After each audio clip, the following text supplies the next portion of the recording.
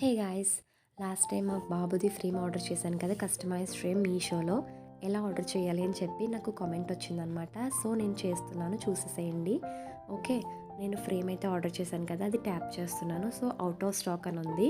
So ఇది possible అవ్వదు కాబట్టి నేను సిమిలర్గా ఉండే ప్రోడక్ట్ని సర్చ్ చేసి ఎలా కస్టమైజ్ చేసుకోవాలనేది ఈ వీడియోలో చెప్పబోతున్నాను అనమాట. ఏంటంటే మనం ఫస్ట్ అడ్రస్ ఇది సెలెక్ట్ చేసుకున్న తర్వాత మనం ఆర్డర్ అనేది ప్లేస్ చేసుకోవాలి.